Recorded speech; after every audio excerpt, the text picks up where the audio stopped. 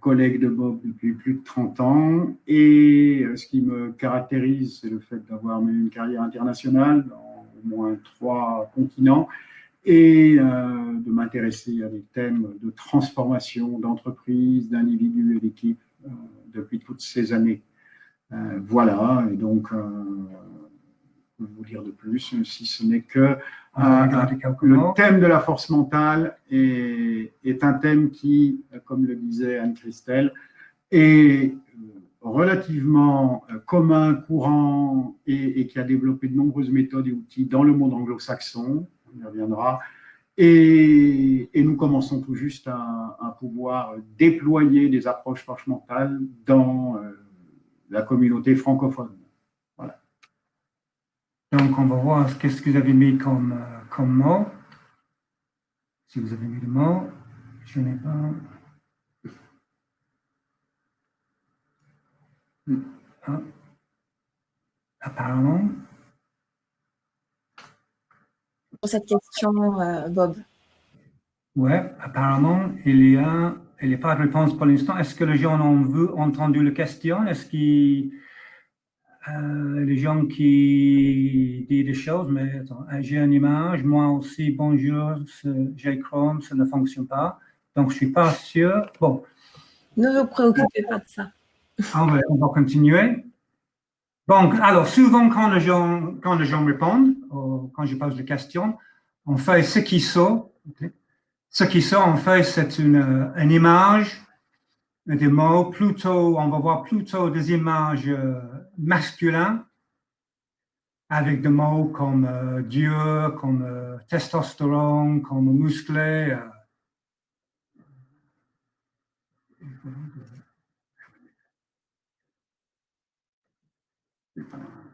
Là, on n'est rien chez nous. On est partage d'écran.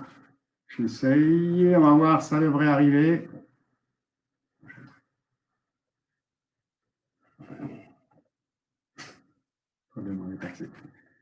Ah.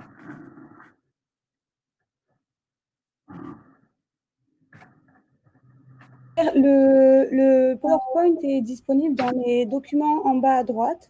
Vous pouvez cliquer sur le fichier qui est en bas à droite, ici, voilà, et vous l'avez sur la 3e. Non, c'est le 4e document, encore à droite, ici, voilà. Et là, vous pouvez cliquer sur la 3e slide, la numéro 3. Mais arrêtez votre partage d'écran, du coup, par contre.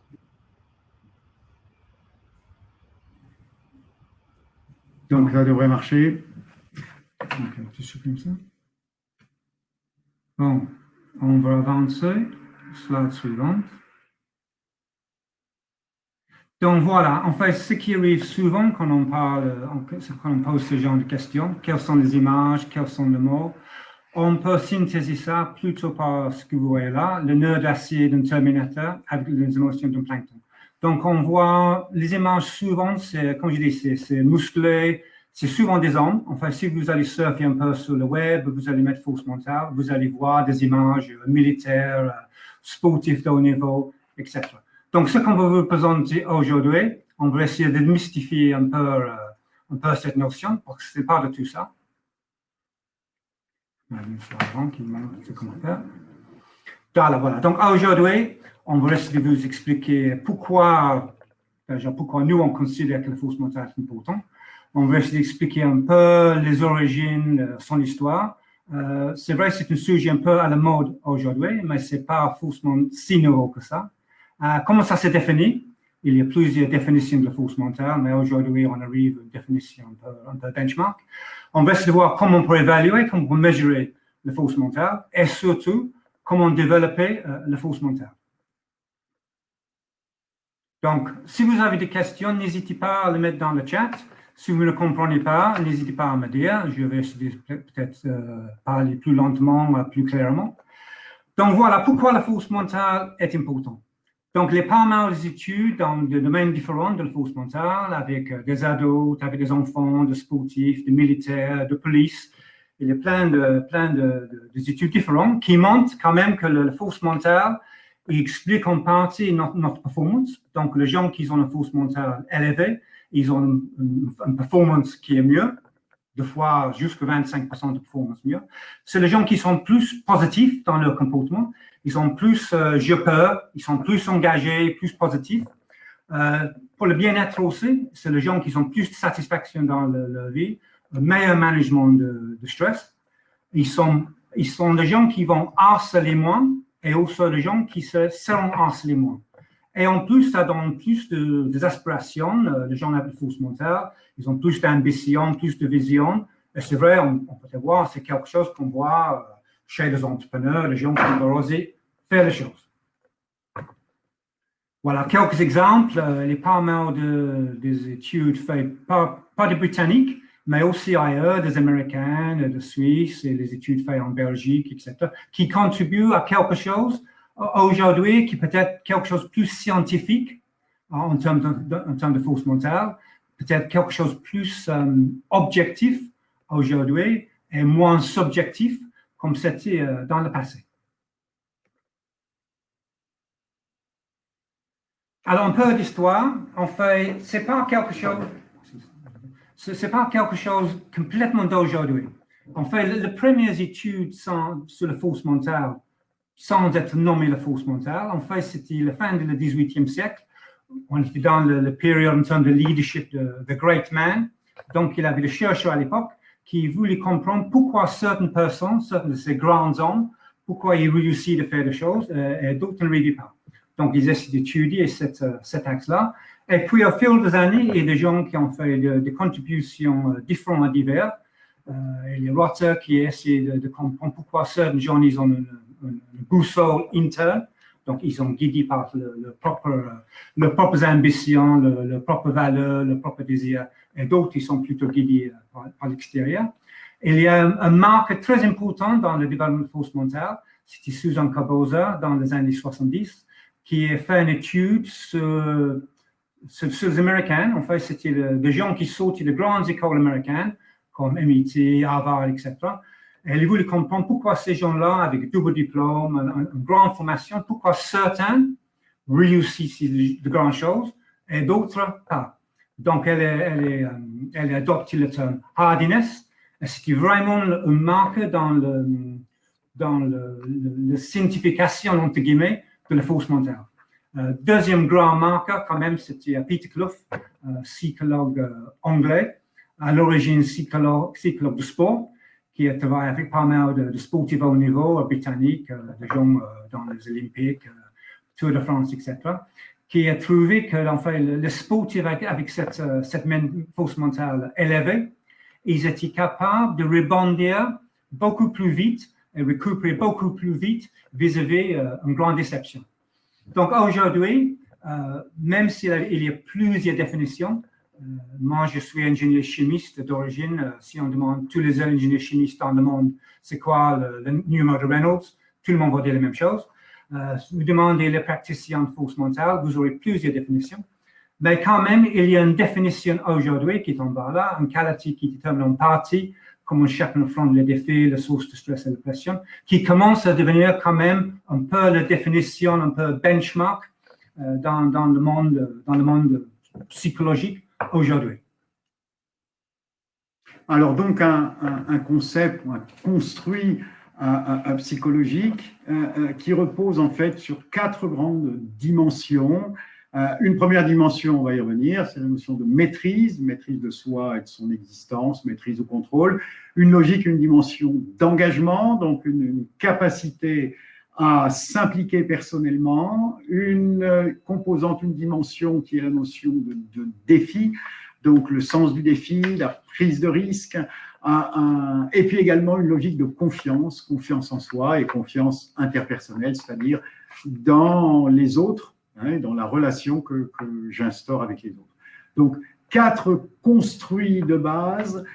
Pour la petite histoire, au départ, chacun de ces construits donnait lieu à une échelle de mesure ou 2. Au total, il y avait 6 échelles de mesure. Et aujourd'hui, l'instrument, dans une nouvelle version, qui est celle que nous suggérons ou proposons, intègre 2 dimensions pour chacune de ces 4 composantes de base.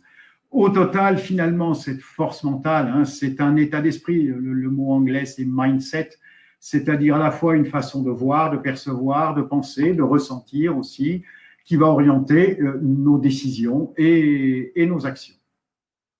Rentrant un tout petit peu plus dans le détail, donc chacune de ces 4 dimensions représentées par 2 composantes, donc je vous le disais, maîtrise, la maîtrise de ma vie, ça veut dire je pense que je peux vraiment le faire, hein, et que les choses qui m'arrivent ne sont pas dues au hasard, et je ne suis pas le jouet du destin. Maîtrise émotionnelle, je peux maîtriser mes émotions, en tout cas, je peux maîtriser l'impact des émotions sur mon comportement, hein, le fait de surgir n'est pas forcément maîtrisable dans une émotion, mais ensuite je peux la canaliser. Et je peux aussi impacter les émotions des autres, c'est-à-dire les aider à réguler leurs propres émotions, à les verbaliser, etc. La partie engagement, donc 2 orientations vers les objectifs, la capacité que j'ai à définir des objectifs, et des objectifs ambitieux bien sûr, et puis une orientation vers des résultats, c'est-à-dire la détermination que je vais montrer pour réaliser ces objectifs, pour mettre au service des objectifs que j'ai définis toute mon énergie, toutes mes compétences. Catégorie défi, 2 dimensions également, une partie orientation à la prise de risque, donc la capacité que j'ai à m'inscrire dans une dynamique de prise de risque, calculer certes, hein, pas une logique, les risques quels qu'ils soient, pas une logique téméraire, mais donc calcul et orientation au risque. Et puis également une orientation à l'apprentissage, c'est-à-dire que je considère les échecs comme des opportunités pour apprendre. Dernier élément du construit, avec ces 2 dimensions aussi, je l'évoquais tout à l'heure, confiance interpersonnelle, je sens que je peux influencer les autres et également leur faire face, je n'ai pas peur de me faire influencer par eux, me laisser influencer par eux, et puis aussi la confiance en mes capacités, c'est-à-dire que je pense que j'ai la capacité de faire une différence, de m'améliorer, d'obtenir ce que je veux, ou que si je ne l'ai pas, je peux l'acquérir et la développer. Voilà pour les 8 composantes. Alors, chacun de ces éléments se mesure, comme je le disais, à l'aide d'une échelle. Revenons un peu plus sur le modèle. Alors, ces 8 dimensions, ces 8 composantes s'orientent en fonction d'un modèle en 2 continuums. Vous voyez ici un continuum de la force qui va intégrer d'un côté la force intérieure, donc que je vais puiser à l'intérieur de moi-même, et de l'autre côté une force extérieure qui va être une expression vers mon environnement, vers les autres, vers des défis externes de cette force. Et puis enfin, 2e grand axe sur lequel ou autour duquel se distribuent nos 8 composantes, un axe qui va opposer la notion de résilience quotidienne, c'est-à-dire une capacité à affronter les difficultés et en sortir gagnant, pouvoir rebondir dessus, pouvoir ne pas les éviter.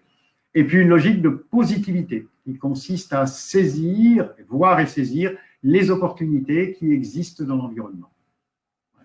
Donc en combinant les 2, nous avons les 4 dimensions de base et les 2 composantes de chacune, donc les 8 composantes de notre rosace. Je vous propose de rentrer un tout petit peu plus dans le détail de chacune de ces dimensions et de voir comment ça se voit, comment ça s'entend très concrètement des gens qui ont un niveau bas ou élevé sur chacune de ces dimensions. Alors, pour chaque grand élément, donc pour le maîtrise, engagement, défi et confiance, donc pour chacun, il y a des descripteurs. Ça se voit comment, ça s'entend comment, quand c'est plutôt bas ou quand c'est plutôt haut. Là, sur le planche-là, on a le descripteur pour quelqu'un qui a un niveau de maîtrise bas. Donc, c'est quelqu'un peut-être va montrer la colère quand les choses vont mal. Par contre, quelqu'un qui est plutôt élevé, c'est plutôt quelqu'un qui va garder son calme. Donc, c'est quelqu'un qui va peut-être, il va se sentir en colère, mais il va, comme Robert a dit, c'est pas l'émotion lui-même qui maîtrise, mais c'est la façon qu'il exprime l'émotion. Alors, c'est peut-être que ce que vous pouvez faire pour vous-même, vous pouvez balayer de 2 côtés, et pour vous un peu subjectivement, vous pouvez demander, je suis plutôt quel côté moi? Est-ce que je suis quelqu'un qui, peut-être, je monte mes émotions plutôt vite, je suis plutôt sensible aux commentaires, aux échecs qui un peu, ils tournent dans ma tête, j'essaie d'éviter les responsabilités? Ou est-ce que je suis quelqu'un plutôt sur le côté droit, je garde mon calme, Voilà, je suis le moins zen, il y a tout ce qui tourne autour de moi, mais moi je suis là. Je fais des choix. Je suis pas insensible, mais quand même, je peux écouter ce que les autres disent sans monter dans le tour.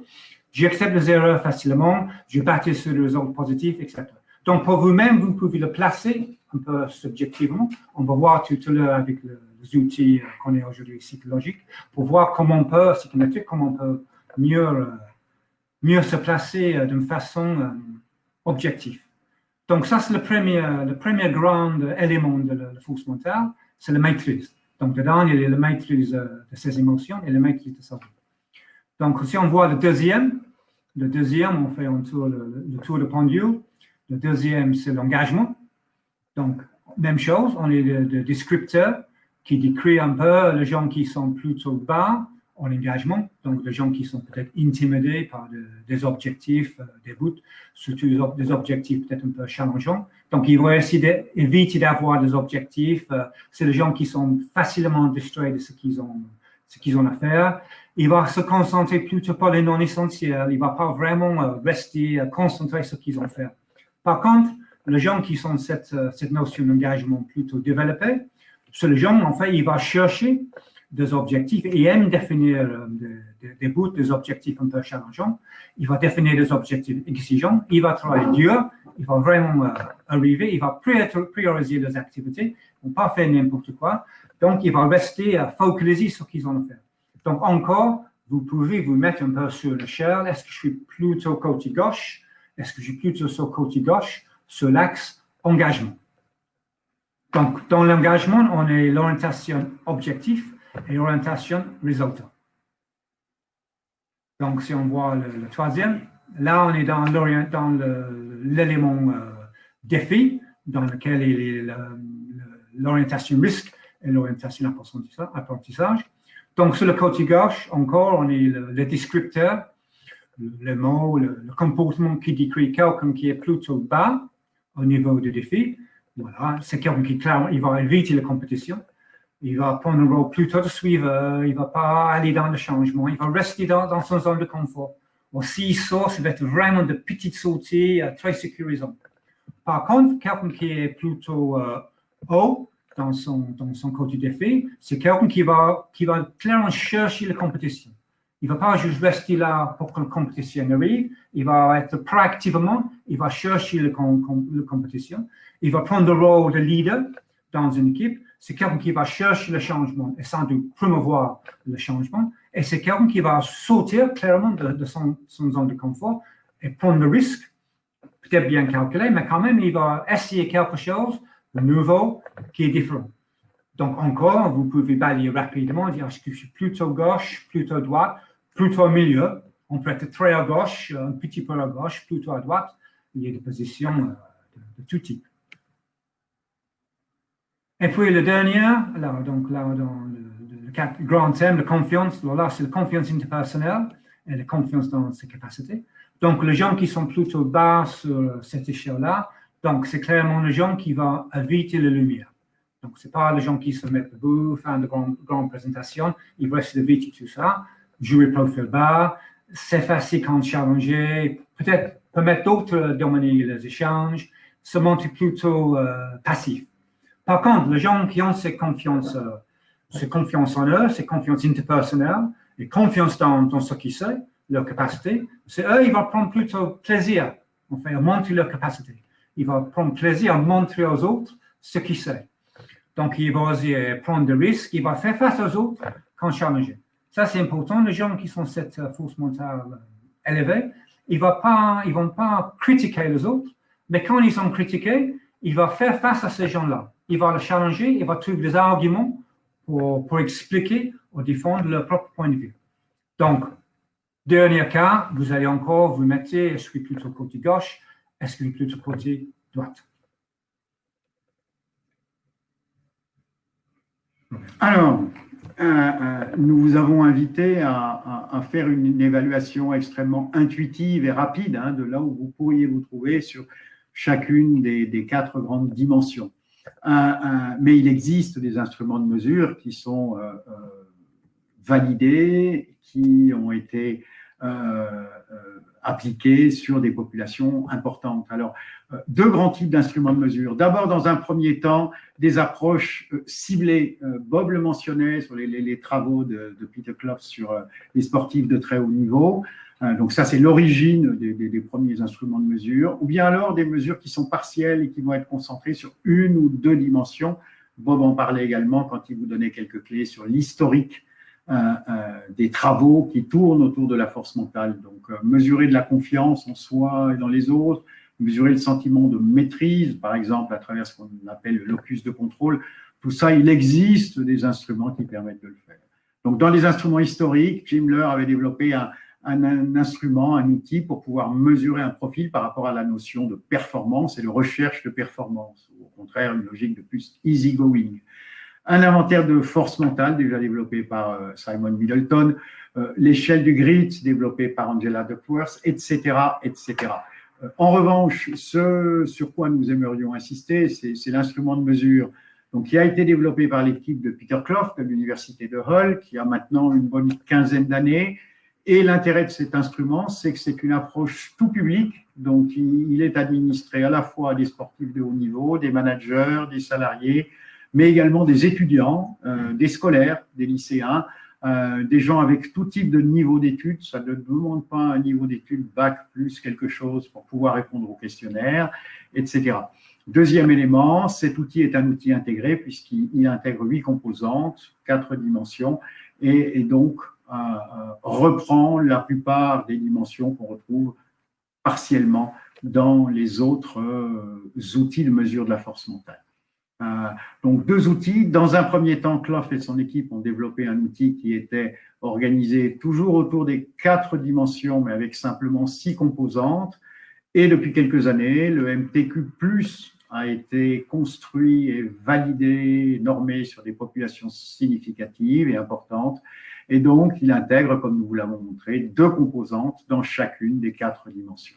Au total, c'est un outil qui suppose une quinzaine de minutes pour remplir un questionnaire en se positionnant sur des échelles de mesure classiques, type échelle de Likert, échelle cumulative. Voilà, il y a aujourd'hui un peu plus de 60 questions dans le MTQ+, le MTQ 48 comportant à l'époque 48 questions. Voilà, donc la version la plus pointue qui existe aujourd'hui.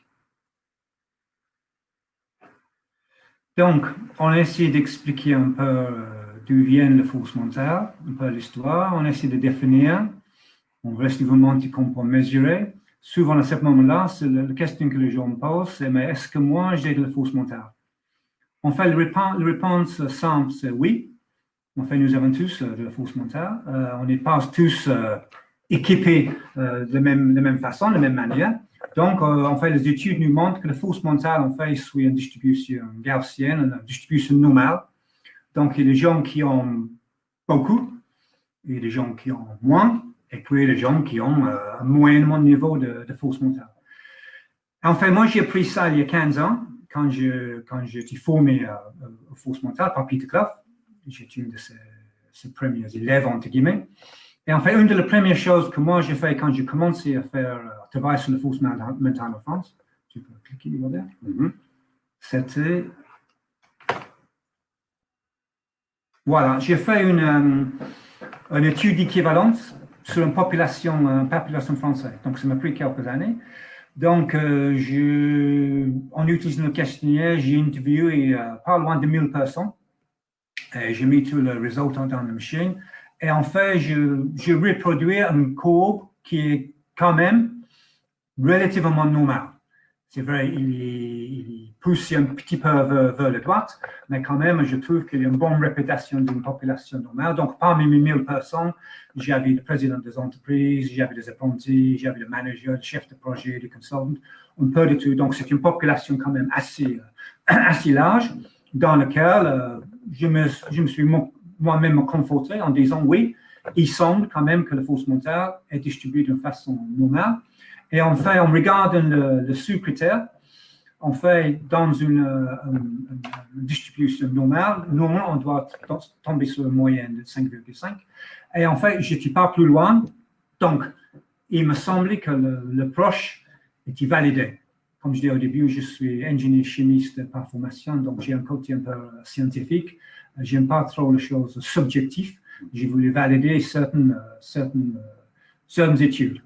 Voilà. Peut-être un petit mot complémentaire pour dire que les équipes de Peter Clough et de la société qui s'appelle AQR, qui s'est montée pour déployer, commercialiser, populariser la démarche des instruments de la force mentale. Donc, les équipes de Peter Clough ont pu valider la distribution normale ou gaussienne de la force mentale, pas uniquement en Grande-Bretagne et au Royaume-Uni, mais dans beaucoup de pays. Et aujourd'hui, l'instrument est très abondamment utilisé dans des pays comme la Pologne, la Roumanie, en Chine également et dans différents pays d'Asie, également sur le continent africain, pour ne citer que quelques exemples. Au-delà du monde strictement anglo-saxon et pays industriels. Voilà. Donc, la moyenne globale établie ici est une moyenne, toute population confondue, et puis voilà les résultats des travaux de Bob pour la validation sur une population française, avec, comme il le disait, une force mentale globale légèrement plus élevée que la force mentale globale sur l'ensemble des populations, et avec des scores somme toute très comparables, la différence la plus significative étant faible néanmoins sur la notion d'engagement, notre moyenne française étant légèrement plus élevée, 10% de plus que la moyenne globale. Alors peut-être ce qui est intéressant, c'est de voir de types de profils. Ce qui est intéressant vraiment dans ce questionnaire, c'est qu'on peut avoir en fait une force mentale globale assez élevée. Donc on peut être sur l'échelle 8, donc là on est plutôt dans quand même très élevé en termes de force mentale, mais on peut avoir un trou dans la raquette. Donc, par exemple, si on prend le premier exemple à gauche là, on peut avoir, voilà, je suis très bien, je m'engage, le gros challenge, je le prends, j'ai confiance en moi, mais en fait, peut-être je fais un peu n'importe quoi, je ne maîtrise pas forcément moi-même, peut-être je prends le mauvais challenge, peut-être en fait je suis assez malléable, donc c'est les autres qui gèrent. Donc j'ai un force mal élevé, mais j'ai un axe d'amélioration. Ce qui me semble très intéressant dans le questionnaire, c'est qu'il est capable d'identifier vraiment des axes d'amélioration. Pas simplement sur les grands thèmes, pas simplement sur la maîtrise, l'engagement, le défi, mais aussi sur le sous-thème. Parce que je peux avoir une maîtrise qui est peut-être à, je ne sais pas, qui est à 6, qui n'est pas forcément haut ni bas, mais par contre, je peux avoir peut-être une maîtrise émotionnelle de 10, et je peux avoir une maîtrise de ma vie qui est à 2, qui me donne le moyen de 6 quand je prends le 2.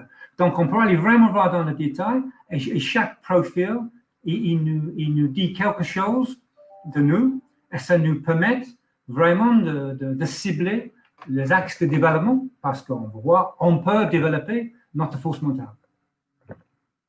Alors, peut-être pour voir qu'est-ce que ça ressemble, un vrai rapport force mentale. Voilà, ça c'est un extrait d'un test qu'on a fait récemment. Voilà, donc on a le force mentale globale en haut. Là, c'est plutôt quelqu'un qui est plutôt en force mentale bas. Bon, c'est pas le très bas, mais c'est plutôt quand même une force mentale bas. Et on voit quand même qu'il y a un peu de variation. Il y a quelques-uns, la maîtrise émotionnelle, c'est plutôt à 5. Là, on est plutôt dans la moyenne. Sur la maîtrise de son existence, il tombe un peu dans le 3. Dans l'orientation de l'apprentissage, là, elle est plutôt bas. Là, c'est peut-être pour cette personne-là, s'il y a peut-être quelque chose globalement à faire, il y a peut-être quelque chose à faire là. Moi, j'ai eu un profil assez similaire là, sur l'apprentissage, mais en fait, c'était quelqu'un qui était très haut en force mentale. Et en fait, qui avait des 8 et des 9 partout, sauf que dans l'apprentissage. Très, très bas. Et en fait, on discute avec les personnes, c'est vrai, ça c'est. J'ai compris, en fait, c'est que la personne ne réfléchit jamais sur ce qu'il fait. Des fois sur ses réussites, mais jamais sur ses échecs. Donc, ça peut vraiment nous permettre d'identifier de micro-axes d'amélioration.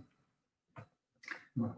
Alors, ça vous donne une idée, donc ce schéma du radar, entre guillemets, hein, ou de l'évaluation quantitative sur chacune des 8 dimensions, ainsi que le score de force mentale globale, et puis la consolidation sur chacune des 4 ou chacun des 4 axes.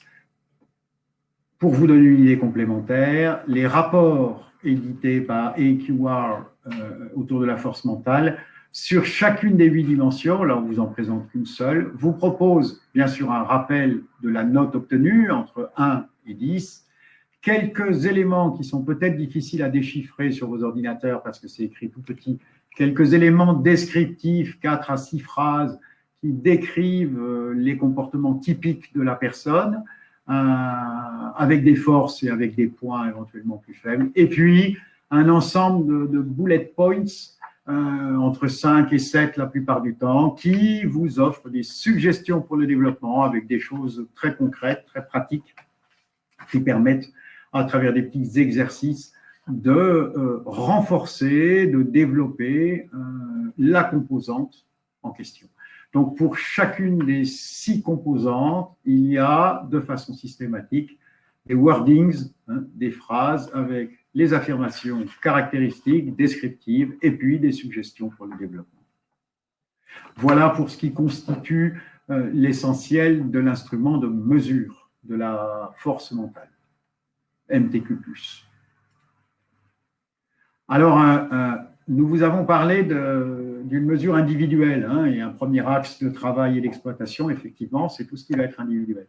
Un deuxième axe de travail et d'exploitation, c'est le collectif, au sens d'une équipe de travail. Et nous vous présentons ici le cas d'une équipe avec laquelle j'ai eu l'occasion de travailler dans une grande entreprise de technologie, donc un manager et ses 6 collaborateurs et collaboratrices, avec un effet très intéressant. Donc, j'ai sélectionné pour vous deux des points clés.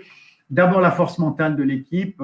Sur l'échelle globale, ce qui était intéressant, c'est qu'un des collaborateurs était ici avec une force mentale maximum, à niveau de 10, alors que le manager, au sein de l'équipe, n'était pas parmi les membres qui avaient une force mentale la plus élevée. Il est ici, et ça veut dire que parmi les 7 membres de l'équipe, il n'y en a qu'un seul ici, ou une seule, qui a une force mentale moins élevée que le manager, et tous les autres, donc 5 personnes, disposent d'une force mentale plus élevée.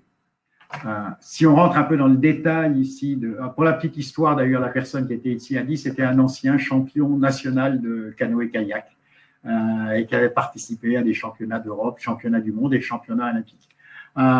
Dit très concrètement, le manager vivait un véritable cauchemar pour arriver à influencer positivement, voire influencer tout court, ce collaborateur extrêmement talentueux, qui avait des tas de qualités et qui apportait un boost énorme à l'équipe, mais qui était assez difficile à entre guillemets, canaliser, surtout compte tenu de la position de force mentale globale du manager, qui avait du mal à s'affirmer, à être assertif face au comportement et au discours, à la façon de s'exprimer de ce collaborateur. Sur la partie contrôle émotionnel à proprement parler, le manager se trouvait dans une position intermédiaire avec un niveau ici qui lui permettait d'avoir un bon contrôle émotionnel. Ceci étant, s'il arrivait à se contrôler lui-même, un challenge qu'il avait, c'était la relation qui pouvait s'instaurer entre une personne ici au sein de l'équipe qui avait un niveau de contrôle émotionnel très bas, et puis quelque part la majorité quand même qui se trouve ici et qui a des niveaux de contrôle émotionnel plus élevés.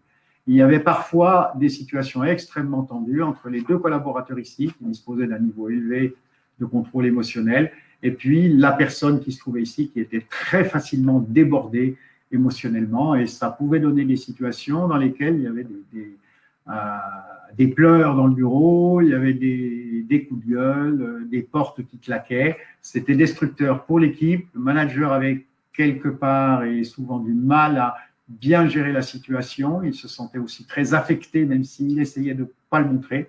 Et ça impactait aussi d'ailleurs les services qui se trouvaient autour. Voilà. Un dernier axe de travail, c'est un axe collectif au-delà même des équipes. Et une utilisation de l'instrument peut consister à mesurer sur une population particulière, une cohorte, ça peut être une filiale, ça peut être l'ensemble des commerciaux au sein d'une entreprise, etc. Donc, une population spécifique pour laquelle on va utiliser l'instrument pour faire une mesure globale. À titre illustratif, ça avait été fait dans une grande collectivité locale au Royaume-Uni et dans le cadre de la mise en place d'un énorme plan de changement qui impliquait des regroupements d'activités, voire de communes, etc., etc. Et puis, le plan avait été pondu, il était magnifique et il y avait d'énormes difficultés dans la mise en œuvre du plan. À la faveur d'une évaluation de la force mentale de l'ensemble des managers et des collaborateurs de l'entité, eh bien, la direction s'est aperçue que les top managers ne disposaient pas en moyenne d'une force mentale plus élevée que l'ensemble des collaborateurs. Et ça pouvait contribuer à expliquer en bonne partie une forme de peur, finalement, de la part de ce top management, de prendre des risques pour mettre en œuvre un plan de transformation qui était légitime, mais qui allait inévitablement amener quelques frictions, tensions, et pour lequel une force mentale élevée allait être nécessaire. J'en profite pour conclure et dire, une force mentale élevée s'accompagne d'une dynamique d'empathie. Et il ne s'agit pas de se montrer apathique ou antipathique vis-à-vis des problématiques exprimées autour de soi. Il s'agit plutôt de garder un recul et une forme de sérénité, une forme de calme, et de pouvoir faire preuve d'un état d'esprit constructif face aux problématiques, face aux émotions, parfois débordantes, exprimées par autrui. Nous en arrivons à la dernière partie qui consiste à dire comment la développer. Alors, la question qu'on se pose, est-ce qu'on peut développer la force mentale? Est-ce que la force mentale se développe? Alors, les études montrent que la force mentale, déjà, ils augmentent avec l'âge. Donc, tout le claque qu'on prend dans la vie, toutes nos problématiques, ça nous aide, pour la plupart de nous, deviennent mentalement un peu plus forts. Mais aussi, on peut aussi pousser d'une façon consciente notre développement. Donc, quelques axes. Donc, le premier vrai axe, c'est de comprendre où je suis. Donc, c'est de comprendre où sont mes trous dans la raquette, sur quoi je dois travailler. Et quelques techniques, bien sûr, le pensée positif, je peux le faire. Je peux faire des choses, je n'ai pas des injonctions dans ma tête, j'ai plutôt des permissions dans ma tête. De visualisation, voilà, je m'imagine dans la situation, je me vois déjà en train de faire la présentation, je vois que les gens sont super, ils sont sympas, ils vont poser des questions auxquelles je peux répondre, etc. Le contrôle de mon propre anxiété, donc des techniques de relaxation, de sophrologie, même de méditation, inspiration, etc. Les choses qui me mettent dans un bon état. Okay.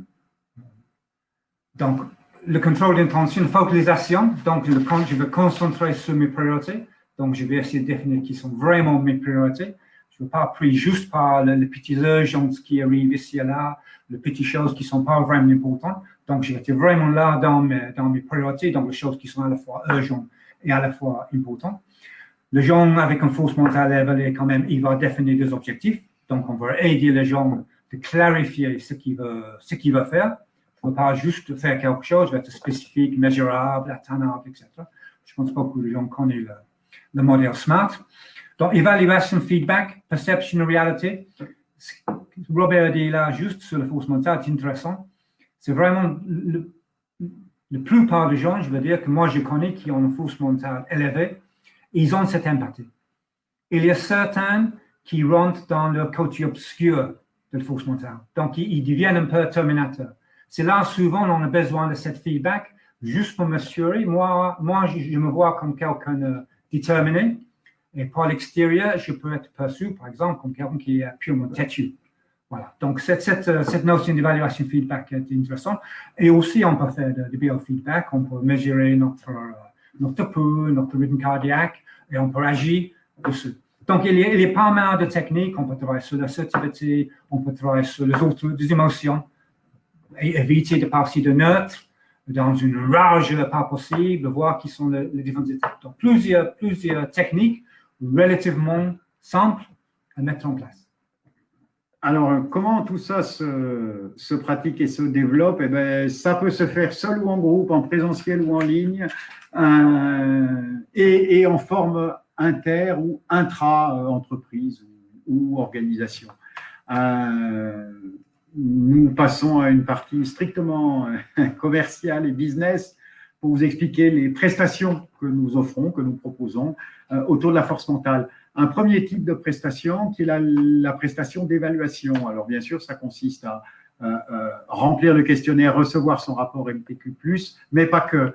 Alors l'idée, c'est que nous proposons systématiquement une mise en situation, une simulation avec un sparring partner, acteur, actrice, comédien, semi-professionnel ou professionnel, et cette petite simulation, bien sûr, en phase avec les résultats du MTQ, est débriefée ensuite avec l'acteur lui-même, ainsi qu'avec un coach consultant, en l'occurrence Bob ou moi, qui sommes accrédités, certifiés par rapport à l'instrument.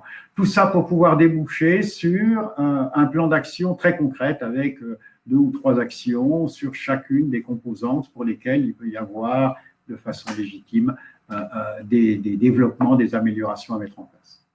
Deuxième type de prestation, ajouter à cette partie un rapport plus simulation et débriefing, des sessions de suivi individuel de type web coaching ou téléphone, 30 minutes par session. On est sur des choses qui sont extrêmement concrètes, opérationnelles.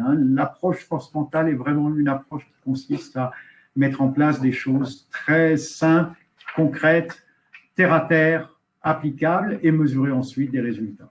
Je l'ai fait, je ne l'ai pas fait, ça fonctionne pas, pour être extrêmement simplificateur.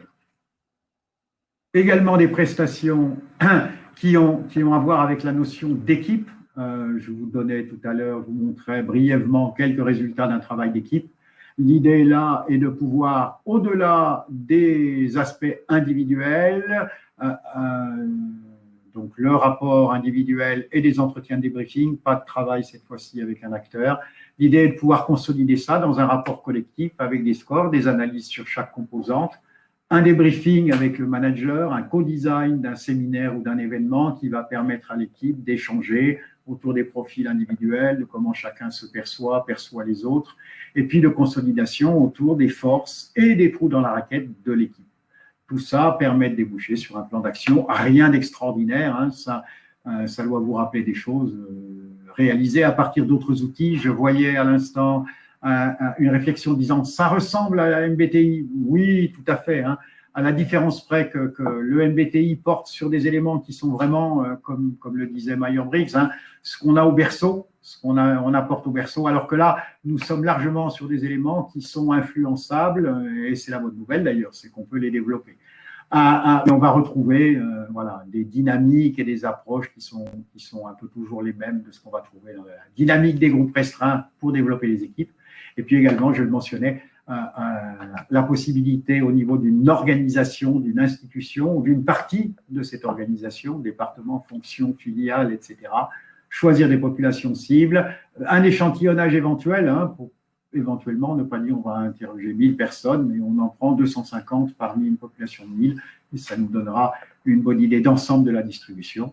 Des rapports individuels, des rapports collectifs, des consolidations, bien sûr des tri comparatifs, des benchmarks par rapport à d'autres organisations, en particulier internationales, qui peuvent être dans des contextes comparables, et puis le design, la mise en place de programmes d'accompagnement, qui sont des programmes de développement organisationnel que nous n'allons pas vous décrire plus en détail, vous connaissez ça déjà très bien. Voilà. Et bien évidemment, sur ce type de prestations, là, tout va dépendre de la problématique, du nombre de personnes, etc., etc. Donc, la recommandation que nous vous donnons, et ça ne va pas vous surprendre en fin de session, c'est écrivez-nous, consultez-nous, appelez-nous pour que nous puissions échanger, écouter votre besoin et bien sûr pouvoir vous faire une proposition. Alors, il y avait des questions tout à l'heure qui portaient sur peut-on améliorer une seule dimension si les 3 autres sont bonnes. Je pense que Bob a en bonne partie répondu. La réponse est oui, bien sûr. Anne-Christelle, peut-être si tu peux nous donner une ou 2 autres questions que nous aurions ratées. Oui, autre question, tout à fait. Est-ce qu'il y a une force mentale plus élevée en fonction du niveau d'études? Alors, en général, on peut dire oui. c'est pas. Alors, j'ai une toute petite, j'ai fait une toute petite, pas une étude, mais j'ai mesuré la force mentale d'une école d'apprentissage. Et ce qui était intéressant, juste déjà dans cette école d'apprentissage, il avait une vingtaine d'apprentis dans chaque niveau. Et en fait, en mesurant le force mentale, en fait, chaque niveau, il avait une petite augmentation. Donc, ce n'était pas énorme, mais ça montre que chaque niveau a augmenté. Et les études montrent, bon, je n'ai pas fait des études moi-même, mais j'ai lu des études que l'éducation aide le développement de la force mentale.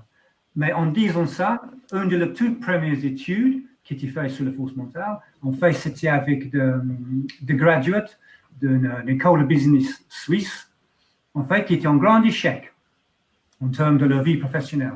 Et en fait, ce qui est intéressant, ils avaient de bons diplômes, mais ce qui leur manquait, en fait, c'était la force mentale.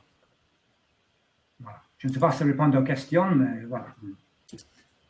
Un élément qui est déterminant sur le développement de la force mentale, et ça ne va pas vous surprendre si vous connaissez les travaux de Boris Cyrulnik, par exemple, c'est le fait d'avoir vécu des traumas et d'avoir réussi à les dépasser. Et donc, c'est cette dynamique de résilience qui a un lien extrêmement direct. Et finalement, disposer d'une grande force mentale, c'est face à l'échec, face au stress, face à des situations difficiles, risquées, de pouvoir garder de la sérénité, de pouvoir mobiliser toutes ces ressources. Ensuite, ça marche ou ça ne marche pas, mais au moins, j'ai mobilisé toutes mes ressources, je reste conscient de la situation, de ce que je fais dans la situation, et j'ai une lecture lucide des impacts et des résultats de mes comportements. Donc voilà, le fait d'avoir dû se relever d'épreuves difficiles dans l'existence augmente la force mentale. Et c'est vrai qu'avec l'âge, bien souvent, nous sommes passés les uns ou les autres par quelques épreuves difficiles, d'où ce lien. Donc, souvent on dit que en fait, la force mentale, c'est une attitude en action. Donc, c'est l'attitude qui nous permet de penser à l'action, mais à la fois, c'est l'action qui peut aussi nous changer notre attitude. Donc, on est clairement dans l'expérience. Très bien. Je pense que ça répond à plusieurs questions de Chris, surtout Chris qui avait beaucoup de questions. Donc, effectivement, est-ce que c'est en lien avec les études et est-ce qu'il y a des trucs, est-ce que l'âge, etc. Si vous avez fait le tour, je vais me permettre de clôturer. C'est parti. Donc, en tout cas, je vous remercie tous et toutes d'avoir participé à ce webinaire. Comme ils vous le rappelaient, je vous affiche maintenant leurs coordonnées. N'hésitez pas à les contacter directement, que ce soit pour poursuivre les échanges ou leur demander de la littérature pour aller plus loin sur le sujet ou de la documentation. Je vous laisse le temps de noter les coordonnées. Et quant à moi, je vous laisse donner un avis sur ce webinaire. Je vous dis à bientôt et surtout, restez branchés sur notre chaîne RH Partners. D'ici la fin de l'année, nous avons 3 nouveaux sujets qui seront abordés et parmi eux, le mentorat ou encore comment réaliser une restructuration dans de bonnes conditions. Toutes les infos sont à retrouver sur notre page rhpartners.com et sur nos réseaux sociaux. À très bientôt. Au revoir. Au revoir. Merci beaucoup. Au revoir. Goodbye.